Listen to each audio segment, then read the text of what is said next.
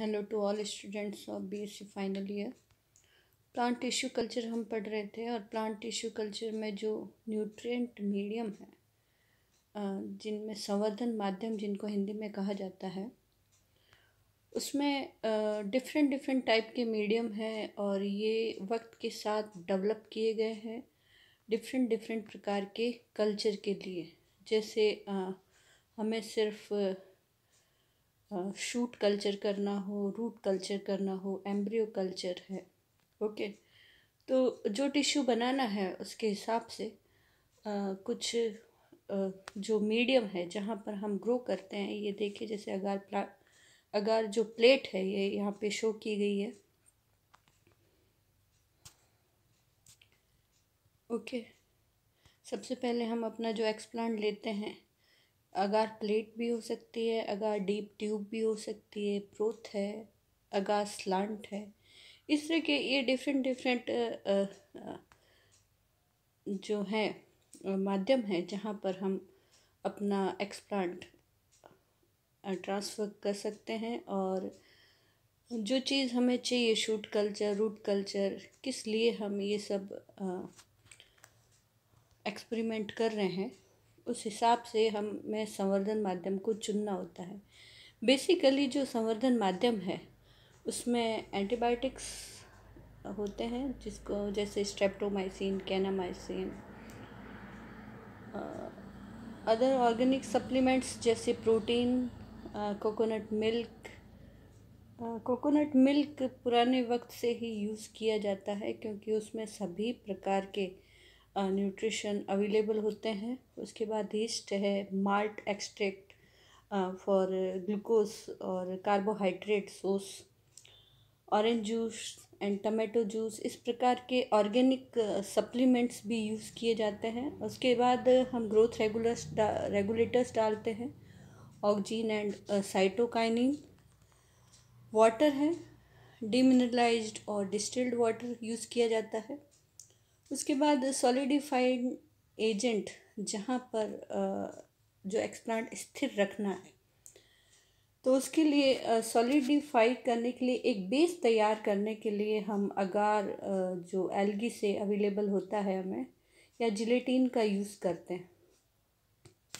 इसके साथ साथ पीएच एडजस्टर्स भी पाए जाते हैं, 5 से 6 के बीच में रखा जाता है और जो पीएच है। उसके बाद जो डिफरेंट डिफरेंट टाइप के मीडियम है उनके नाम दिए गए हैं, एमएस मीडिया, मुराशिग एंड स्कूप जो मीडिया कहा जाता है, B5 मीडियम और वाइट्स मीडियम। इनमें थोड़ा थोड़ा सा डिफरेंस होता है, इनके जो कंटेंट है और अलग अलग टाइम ड्यूरेशन के हिसाब से ये जनरेट हुए हैं और अपनी अपनी कन्वीनियंट के हिसाब से जिस प्रकार का कल्चर हमें करना है उस हिसाब से कल्चर मीडिया को सेलेक्ट किया जाता है। जैसे वाइट्स मीडियम है, is one of the earliest plant tissue culture media. Okay, जो वाइट्स का जो मीडिया है वो सबसे पुराना मीडिया है। एमएस मीडिया है, ये formulated by Murashige and Skoog, is most widely used for many type of culture system। B5 media है, ये डेवलप किया गया है Gamborg for cell suspension and callus culture specially, and at present its modified form used for protoplast culture. और इसको थोड़ा modified करके हम प्रोटोप्लास्ट कल्चर के लिए भी यूज़ कर सकते हैं। उसके बाद है N6 medium, formulated by Chu and used for serial anther culture. जो धान फैमिली है सीरियल, उसके एंथर कल्चर के लिए N6 मीडियम को यूज़ करते हैं। उसके बाद निश्च का मीडियम है, जो निश्च के द्वारा डेवलप किया गया है, बनाया गया है and use for anther culture. तो ये कुछ स्पेशल एंड मेन मीडियम है, इनके बारे में आपको थोड़ी सी जानकारी होनी चाहिए जब आप टिश्यू कल्चर के बारे में लिख रहे हैं। कौन सा बार बार क्वेश्चन जब स्पेशली पूछा जाता है, एंथर कल्चर, प्रोटोप्लास्ट कल्चर, आपके सिलेबस में है ये सब, तो उसमें कौन सा मीडिया बेस्ट रहेगा और हम यूज़ कर रहे हैं उसके बारे में भी थोड़ा सा इंट्रोडक्टरी नॉलेज होना चाहिए। ऐसा नहीं है कि उस मीडियम में कौन कौन से कंपोनेंट्स कितने परसेंट में है वो सब रटा हुआ होना चाहिए, ये बात नहीं है। लेकिन उसकी कौन से मीडियम की क्या स्पेसिफिकेशन है, इस सब के बारे में आपको थोड़ा बहुत इंट्रोडक्टरी नॉलेज होना चाहिए। उसके बाद इसके प्लांट ग्रोथ रेगुलेटर्स जो हैं, plant hormones can be defined as a small organic molecules that elicits a physiological response at very low concentration. Hormones हम इसलिए यूज़ करते हैं क्योंकि जब हम टिश्यू कल्चर में सेल को वापस अनडिफ्रेंशिएट करके टोटिपोटेंशी के द्वारा जब हम बना रहे हैं, उसका कैलस बना रहे हैं, तो उस कैलस में उस वक्त प्लांट हार्मोन्स डेवलप नहीं होते हैं।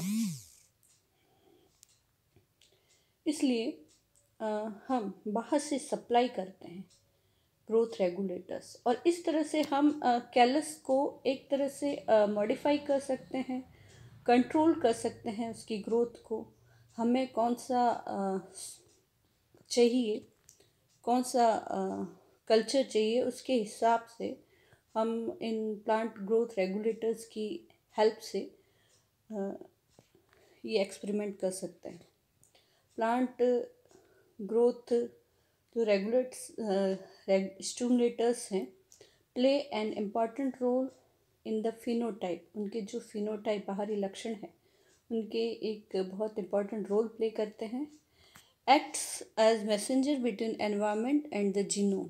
ओके, बाहर से ये एक तरह का मैसेंजर देते हैं जिसके हिसाब से उनका जो जीनोम है, कैलस की सेल्स का जीनोम, वो रेस्पॉन्स करता है और जो लक्षण है, बाहरी लक्षण, उनको मॉडिफाइड करता है। सबसे पहले ऑक्जीन्स हैं। ऑक्जीन्स जो हैं essential for cell divisions, cell elongation, देवदीकरण, सेल डिफ्रेंशिएशन, विभेदीकरण, ऑर्गेनोजेनेसिस, अंग विकास के लिए, एंड एम्ब्रियोजेनेसिस, भ्रूण विकास के लिए, भ्रूणोद्भव के लिए, कैलस फॉर्मेशन, कैलस बनाने के लिए, फ्लावरिंग के लिए, फ्रूट सेटिंग के लिए, एंड राइपनिंग के लिए, फ्रूट कब पकते हैं। ओके, तो ये सारे चीज़ें हैं जिनको हम इससे रेगुलेट कर सकते हैं। नेचुरल फॉर्म जो ऑक्जीन की है वो IAA है और IBA। ये आप याद रखें कौन से नेचुरल हैं, कौन से सिंथेटिक हैं। ये आपके सिलेबस में भी हैं, जो फिजियोलॉजी जो पार्ट है BSc फाइनल ईयर में। ओके, इंडोल एसिटिक एसिड, और ये क्वेश्चन ऑब्जेक्टिव में पूछा जाता है ना, कि हम कौन सी जो फॉर्म है वो यूज़ करते हैं। ओके, तो IAA और IBA सिंथेटिक फॉर्म जो है वो है NAA और 2,4-D। ये सब याद रखें, और जब हम किसी तरह का ऑर्गेनोजेनेसिस कर रहे हैं, कोई टिश्यू कल्चर का कोई प्रोसेस कर रहे हैं, तब आप नाम भी मेंशन करें। Used in concentration, used in concentration 0.1 to 10 mg per liter in plant tissue culture medium. NAA and 2,4-D are thermostable. Okay, ये उच्च ताप के लिए लाभदायक हैं। कुछ चीज़ें हैं, ये कंसंट्रेशन, लो कंसंट्रेशन में यूज़ किया जाता है। उसके बाद साइटोकाइनिन है। साइटोकाइनिन जो है उसका मेन काम क्या है, सेल डिवीज़न का है, रूट प्रोलिफिकेशन का है, and influence the cell cycle. Okay, cell cycle को प्रभावित करता है। Embryogenesis and inhibit root formation, जड़ों को विकसित नहीं होने देता है ये, और भ्रूणोद्भव को भी रोकता है। ये इसमें इम्पॉर्टेंट लाइन है। Synthetic form is 2IP which is most active cytokinin, and first synthetic analogue of kinetin is BAP, BAP, 6-pentyl aminopurine, and other isopentyl aminopurine, and GRTine. GRTine is from Gia maize plant. Concentration जो use करते हैं 40 to 80 milligram पर litre. इतनी information भी नहीं आए तो कम से कम आपको जो इसमें यूज़ करते हैं उन साइटोकाइनिन के एक तो नाम याद होने चाहिए, और थोड़ी सी इसकी ये याद होना चाहिए कि ये किस चीज़ को इनहिबिट करता है और किस प्रकार के रूट फॉर्मेशन में हमें ये चाहिए और नहीं चाहिए। ओके। इंटरमीडिएट रेशो, अगर दोनों का बराबर बराबर रेशो है, ये सबसे इम्पॉर्टेंट स्लाइड है। ओके, ये बहुत काम की चीज़ है। देखिए, ये क्वेश्चन बहुत बार ऑब्जेक्टिव्स में पूछे जाते हैं, मैंने अटेंड किए हैं ये क्वेश्चन। जब दोनों का बराबर रेशो हो, इंटरमीडिएट रेशो हो, तो कैलस बनता है। अगर दोनों इस ऑक्जीन और cytokinin, okay, low auxin to cytokinin ratio, cytokinin high हो और जब ऑक्जीन लो हो तो शूट बनता है। ये आप ध्यान रखें, प्ररोह निकलता है ऊपर वाले तने वाला पार्ट। ओके, और आपको अभी भी बताया था कि साइटोकाइनिन अगर हाई होता है तो रूट नहीं बनती है। तो इसमें ऑक्जीन कम है और साइटोकाइनिन का जो कंसंट्रेशन है वो ज़्यादा है। हाई ऑक्जीन टू साइटोकाइनिन, अगर ऑक्जीन ज़्यादा है साइटोकाइनिन से तो फिर रूट का फॉर्मेशन होता है। ये बहुत ही इम्पॉर्टेंट चीज़ है और कम से कम इस बात को आप इसमें याद रखें। उसके बाद जिब्रेलिक एसिड भी है, जिब्रेलिन्स जो पाए जाते हैं। जिब्रेलिन्स आपको थोड़ा बहुत याद हो तो जब एम्ब्रियो मैचुरेशन होता है उस वक्त ज़रूरत पड़ती है। इट प्रमोट्स स्टेम इलोंगेशन, जब स्टेम का इलोंगेशन करना हो, तने को बड़ा करना हो, flowering along with other effects such as internode bulb, corm formation and embryo maturation. Okay, ये सब चीज़ें हैं। और उसके बाद it can inhibit callus growth and root induction. यह अगर ये डालते हैं तो कैलस की ग्रोथ रुक जाती है और रूट इंडक्शन भी रुक जाता है। ओके, ये इम्पॉर्टेंट चीज़ है इसमें। मोस्ट GA3 जो है वो मोस्ट कॉमन जिब्रेलिन्स हैं। Autoclaving reduce activity of GA3 by 90%। जो ऑटोक्लेव करते हैं हम, ऑटोक्लेव एक इक्विपमेंट्स है जो काम में आता है, जिसमें हम निर्जमीकरण करते हैं और वो GA3 की जो एक्टिविटी है उसको घटा देता है। एब्सिसिक एसिड, ये भी एक हार्मोन है जो इनहिबिट करता है, मोस्टली सभी प्रक्रियाओं को रोकने का काम करता है। शूट ग्रोथ हो, जर्मिनेशन ऑफ एम्ब्रियो हो। It is thermostable but light sensitive. ताप स्थायी है पर लाइट को रेस्पॉन्स करता है। It cause acceleration of abscission of leaves, पत्तियों का झड़ना। डोरमेंसी ऑफ बर्ड, डोरमेंसी बढ़ाता है कलिकाओं की। Retardation of germination and bud development, germination नहीं होने देता और बड का डेवलपमेंट नहीं होने देता। कुल मिला के ये बात है कि ये जो है इनहिबिटर्स हैं, प्लांट ग्रोथ रेगुलेटर्स में इनहिबिट करते हैं किसी भी प्रोसेस को। स्ट्रेस कंडीशन में काम आते हैं जब हमें किसी चीज़ की प्रक्रिया रोकनी हो उस वक्त। एथिलीन फलों को पकाने के लिए काम आता है, आपने पढ़ा होगा। Ethylene is gases hormone synthesized in fungi, bacteria and cultured cell. It play important role in somatic embryogenesis. ये आप ध्यान रखें, इसमें इम्पॉर्टेंट लाइन है। जब हम सोमेटिक एम्ब्रियोजेनेसिस करते हैं, यानी बीज से एम्ब्रियो नहीं बना रहे हैं, बीज के अलावा किसी और कायिक भाग से अगर हम भ्रूणोद्भव या एम्ब्रियो का निर्माण कर रहे हैं, उस वक्त एथिलीन की रिक्वायरमेंट होती है। Morphogenesis and plant regeneration from in vitro cultures, जब लैब के अंदर इन विट्रो कल्चर्स कर रहे हैं तब।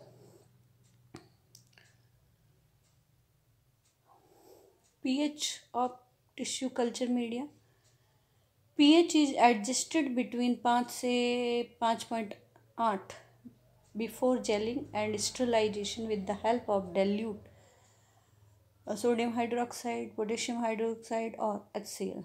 pH below 5 will not gel properly. 5 से कम होने पर जो जेलिंग प्रोसेस है वो प्रॉपरली नहीं होगी, और ज़्यादा होने से भी जो मीडियम है वो ज़्यादा हार्ड हो जाएगा। स्टरलाइजेशन ऑफ मीडिया ये बहुत ही इम्पॉर्टेंट टिश्यू कल्चर का एक प्रोसेस है। इसको पढ़ना और इसमें क्या क्या चीज़ें, कौन कौन सी चीज़ें किस किस तरह से स्टरलाइज की जाती है, निर्जमीकृत की जाती है, ये याद होना चाहिए।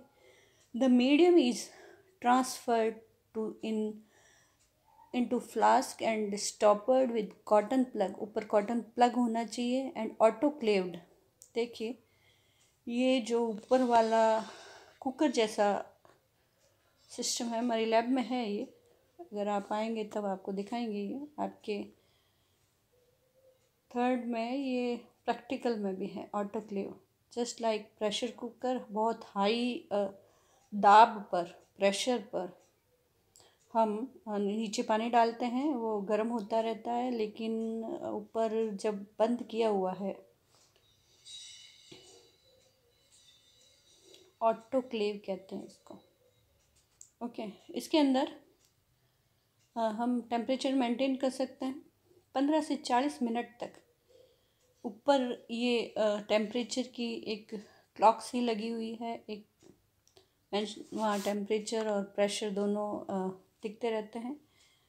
120 से 120 डिग्री पर रखना है 15 से 40 मिनट तक। मीडियम, इसमें एक प्लेट सी होती है, नीचे पानी होता है, उस प्लेट में हम अपने जो भी, जिसको भी ऑटोक्लेव करना है, उस प्लेट में रख देते हैं। प्रेशर यूज्ड इज़ 15 psi और 1.06 किलोग्राम पर centimetre square. The thermolabile substance can alternatively sterilized by filtration sterilization। ये नीचे जो filtration sterilization का इक्विपमेंट्स रखा हुआ है, आप देखिए इस चीज़ को। ओके, ये इक्विपमेंट्स है जो उन चीज़ों के लिए, अगर हाई टेम्परेचर पर कुछ चीज़ें हैं जो डिस्ट्रॉय हो जाती हैं, ख़त्म हो जाती है, उसके लिए फ़िल्टर स्टरलाइजेशन का हम यूज़ करते हैं।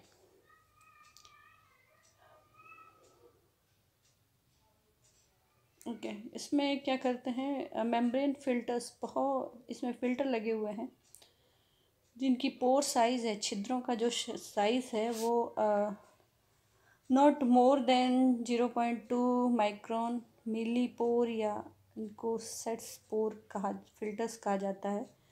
The flask are removed from cooling as early as possible and stored at 10 degree prior to use. Okay, तो ये सारे जो फ्लास्क जिसमें हमने मीडियम डाला है और ऑटोक्लेव कर रहे हैं या फिल्टर स्टरलाइज कर रहे हैं, इनको फटाफट 10 डिग्री पर कूल किया जाता है और उसके बाद हम एक्सपेरिमेंट स्टार्ट करते हैं। ओके, तो ये सारी जो, एक तो मीडिया और इसमें डिफरेंट जो यूज़ आते हैं, ये मीडियम के बारे में सारी जानकारी थी।